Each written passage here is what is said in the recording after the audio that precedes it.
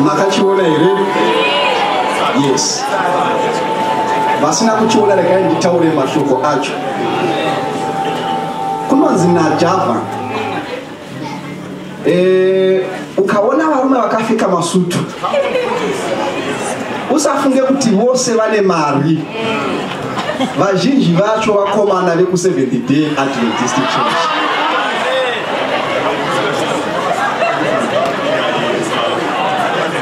Makaterera here? Kana kune chokwadi chinorwadza ndechakataurwa naJava.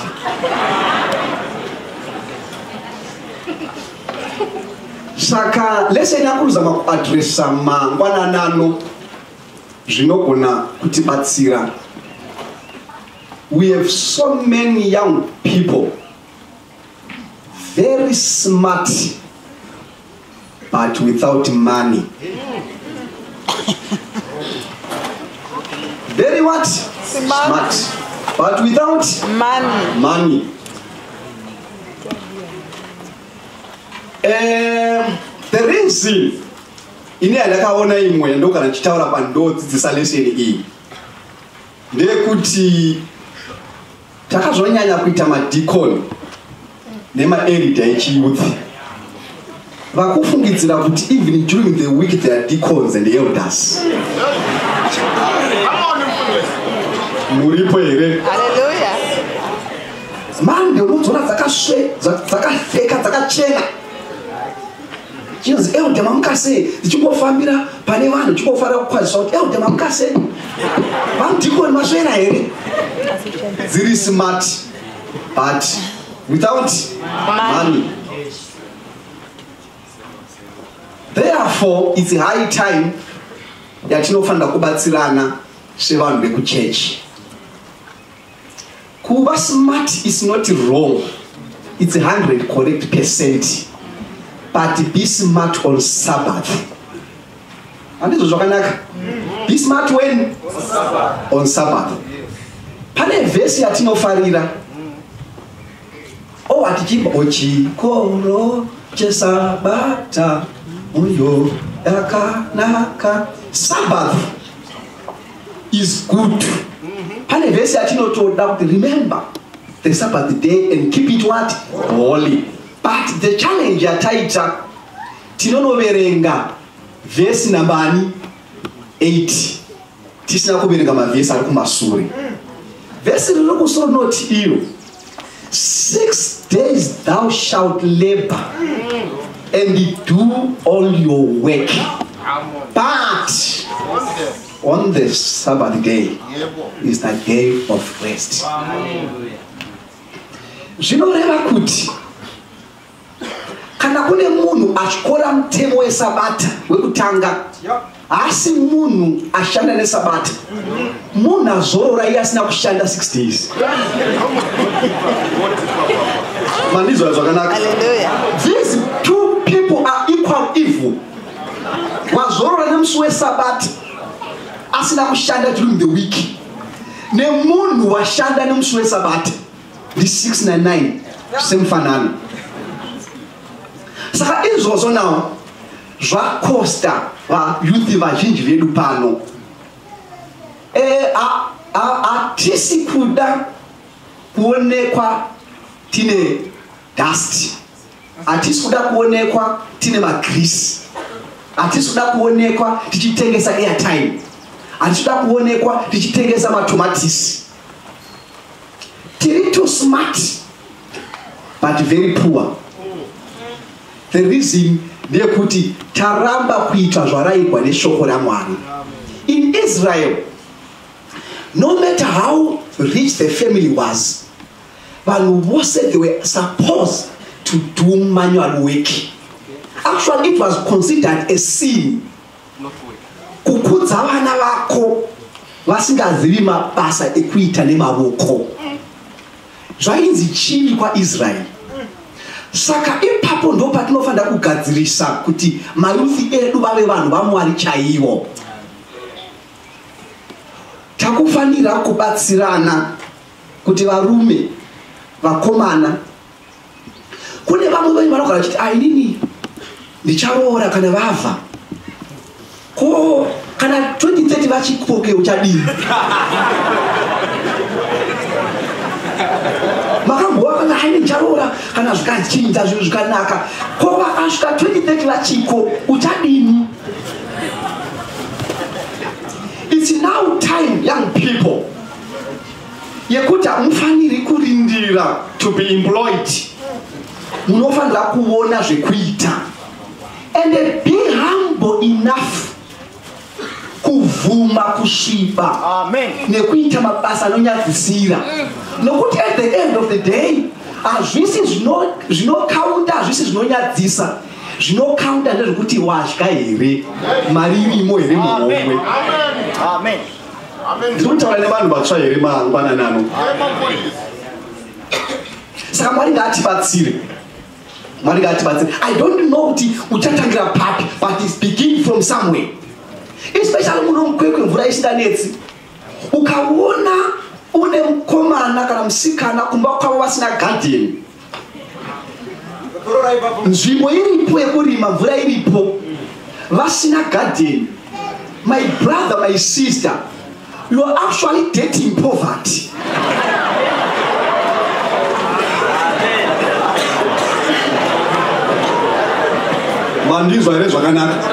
You are actually what? Dating poverty.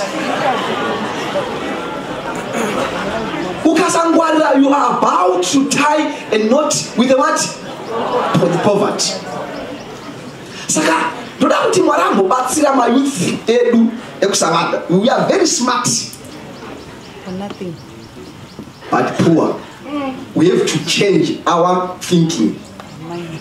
Tofanira kuchinja mafungiro edu. Saka ndikaitaura ma points aya. Rich man versus a poor man's mentality.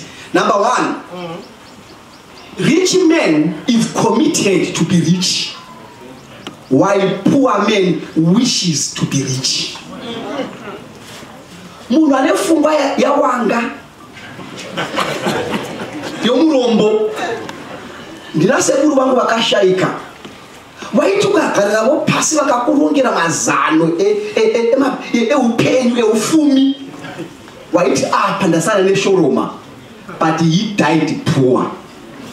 Saka zvinoita vanhu vazhinji vane mentality yekuva varombo, chido chekuva vafumi vanacho, asi they are not committed. Saka a rich man's mentality says, I want to be rich. Asi kuti ndiwe rich, I have to do ABCD. Azvimbowi zvoga, I have to work for it. No point yekutanga. Number 2, poor men's mentality or poor people have iPhones.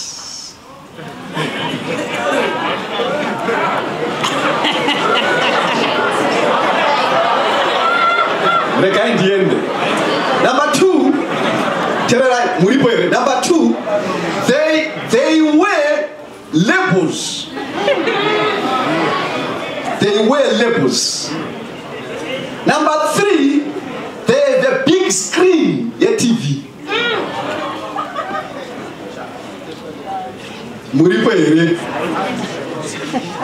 Rich people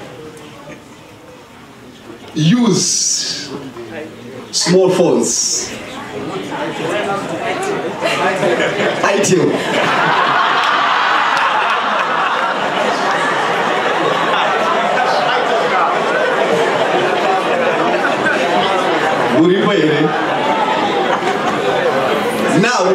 Now get the reasoning behind. Munhu ano pane munhu ane phone yekuti kadorera pano pasi ikakwatwa screen anotanga kuzhamba kutochema, yet that person is still using mbeba wakatengekwa na baba na mai.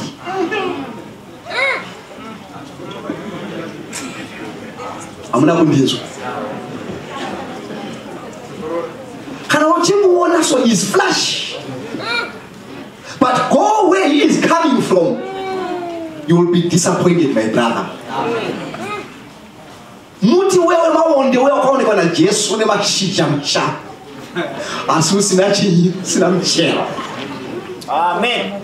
If you want to make it in life, don't want to be somewhere where you are not yet there.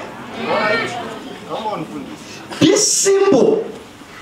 Sira izvo kuna Java. They can manage those. Don't compete with them. That money wakashandisa kutenga that iPhone yakushandisa, you could have invested somewhere. Unogona kusvika somewhere. Saka kunozi kana uchida kuona kuti munhu uyu mukomana wangu murombo, unotarisa une hembe dzaanopfeka. Musikana wangu uyu murombo, unotarisa hembe ukaona kuti iyi mchenero wacho uri too much. Adina kuti kuchena kwakaipa iwa. Kune kumwe kuri too much kuti murombo wemunhu. And ozvipira kuroora munhu iye kana kuroko nemunhu iyeyo. My brother, my sister, uchatambura mupenyu wako hwese. Why? Because make mutorarama upenyu hwekuda kuonekwa nevanhu, upenyu hwekuda kuenzana naningi, yet you are poor. Umwe muchinda kunemwe nzvimbo uku paakaritaya, andaigara mumba yenhangirikiri yekambani. Saka kana ari kumba yekambani waita zvese zviri flash, vanhu vakabvunza kuti haishoroma. When retirement came, vakamutakurira zvinhu zvake nekuti nguva ikasvika kavanotora mumwe munhu kuti auye, havakurindiriwe, unotakurwa. Saka pavakatakura kuenda naye kumusha kwake, unoziva akakumbira mugwero ruvanza, handisiye panapa pachapindika, patinoda kuenda ngoro inonyura. Ngoro inoita sei? Inonyura, kuendeki. Ndisiye pano ndichapedza nengoro. Dziri nhema achiziva kuti musha hakuna. Ende munhu ari mudhiraivha munhu waishanda vose. Waisvika kuti anozonyara kuti what I lived versus reality is totally different, two worlds apart. Saka vanhu vatsva, let me help you. Musatya nguva yamangwana nhasi. Amen. Invest, do something. Amen. Don't live too much flash life as if une zvinhu zvakawanda iwe usina. Use that little you have to invest in a certain business. Amen. Muripo ere vana Mwari. Zvikanzi zvekare, rich people always see opportunities when things, or during the time of crisis, while poor men always see obstacles. Ukamuti ngati izvo zvemabhero, shamwari, zvemabhero, mabhero unonyura. Ndakaona vanhu vakanyura. Ukamutora ati ngatizame kuita matomatisi. Tomatisi kakuorera shamwari, rinoora zvokuti unopinda papi.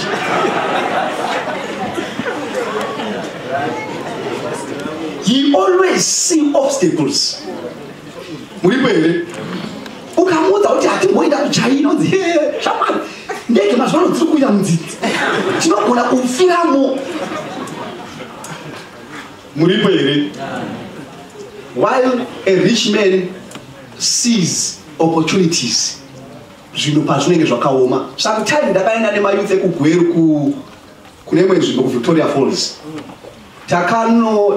Nguva iya fuel ichinetsa paya. Saka zuva raipisa. Saka takanomira muqueue yefuel neshamwari yangu.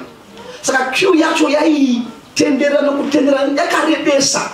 Zuva richipisa, tichitsvaka fuel. Ndikaona chimwe chimukomana chidiki chasvika ipapo. Chikomana chidiki chakatakura cooler box chitengesa mafriziti. Unoziva, I said, here comes a rich man. Amen. Hamuna kundinzwa. Ndakati here comes a rich man. Isu tichiona nhamo yefuel, icho chaona mari. Ende nemapisi raita zuva, chaiziva kuti vanhu vachatenga chete fuel vasati vaimwa. icho chikatoona chini mari that I can ndogona kutotangisa mukana uyu kuti ndiite chini ndiite mari. Muripo here vanhu vatsva? Saka pfungwa dzeufumi dzinoti zvinhu zvakaoma, vanhu vasina zvavari kuona.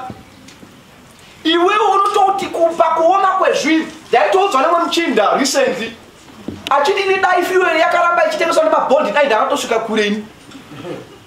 Zvakazondikanganisa kuti fuel itengeswa neUS ndo pandakabva ndaperera. Zvazi ipo paya muchichema ipo paya ndo pandaiita mari ini. Ndashamwari wewe uri mufumiwe ibva kwandiri. That's rich man's mentality of seeing opportunities where others see obstacles and crisis. Remember, one writer says, asi munyori mutauri, mazuvano muZimbabwe muno ukashaiwa chekukwidza unokwidza bhuruku.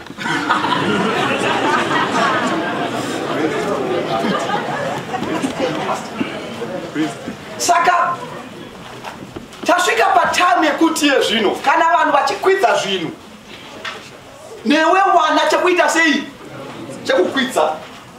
Vakakwidza fuel iwe kwidza matomatisi ako. Vakakwidza wig iwe kwidza perfume yako. Muripo here vanhu vatsva? Amen. Don't be shy. Don't be shy. Itai semapostoli. Zvana zvapostoli bamai nevana zvese mugomo.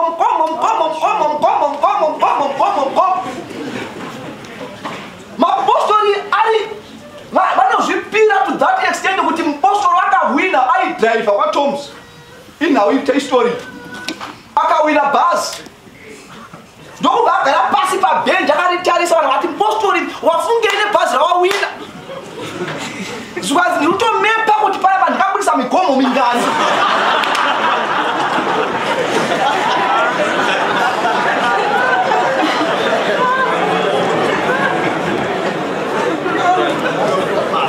Muripo here vanhu vatsva?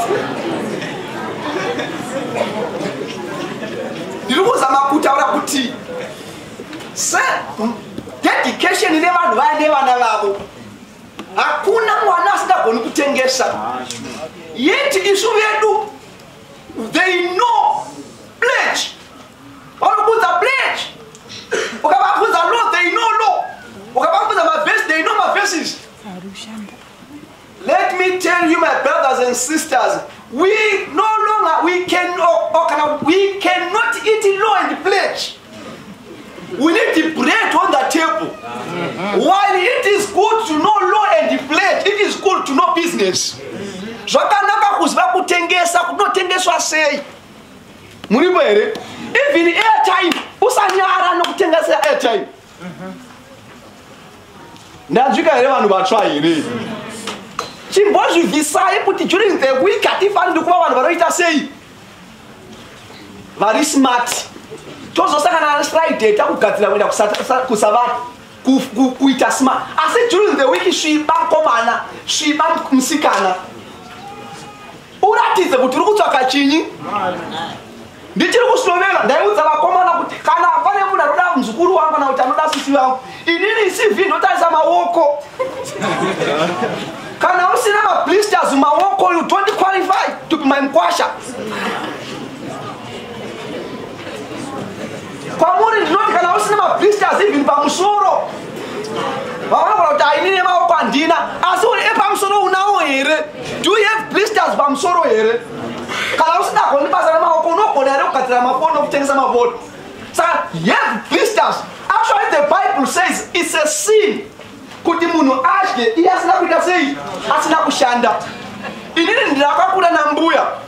Mbuya vaya ndakazovatenda vafu vangu. Tichiri mudiki ndaasingazvizivi. Mbuya pakusakura mugomo wemahewu waiswa kumusoro panopera ndima uku. Saka mahewu anga usina mamwe usina kupedza malainani ako. Saka waisakura uchimotivhetwa nemugomo uri pamberi. And taime netsika kuti vasvika pamaheu vanongomwa. From that principle, maheu taiti ukasvika pamugoma umirire asara pamuraini. Akawanapera ndezvani ndezvake. It was difficult, but it was teaching us malesson the upenyu. Kuti in life there is no crown before the cross. You have to carry your own cross, then it comes crown. Amen. There is no glory before the cross in life. Ukada zvinhu zvinouya usina kushanda unopedzera wane zvikwambo. Saka be prepared to work hard. Vanhu vatsva mayuthi muripo here. That it's a high time tofana kuti iwe java timbomira kuti seka. Hatina masutu bedzi. Tina masutu asine chinyi nemari. Unokuti takugona kuita sei kushanda mari yani yedu. Saka as we go back wherever we are, yende tinoronga mazano ekutsvaka mari. Hallelujah. Ndosaka vazhinji vakomana muchinonoka kuroora neni ni mari isimo. Handina kuti vakarononoka vose kushaiwa mari. But to some extent. Saka let's go and work hard. Kuitira kudebhira kana unoziva mukashanda mukava nemari ibvi kunamata kunonakidza. Zvinozoita kuti kuchechi kusakuri kubhohwa nokuti kukangovhunzwa elda akauya kubvunza mari. Saka chechi inobhohwa. Why ichibhohwa? Because vanhu varimo havana chii? Mova vanhu vachiimba nziyo dziya tenzi kozvowarini musa. Kwete kuimba kuti tenzi wanonoka. Vari kuti tahwa nekutambura.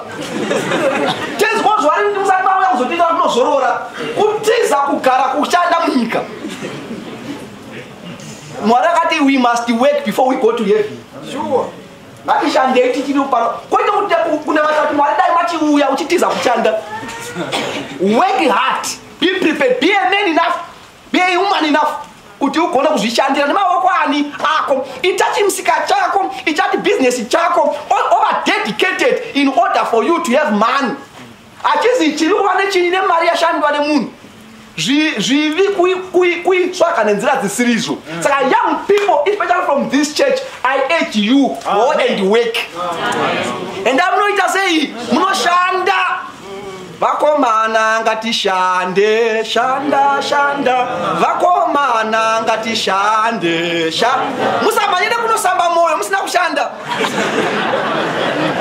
Yeah, shanda. Before shamba. Go and shanda before what? Before shamba. Vasikana ngatishande, vasikana ngatishande, shanda.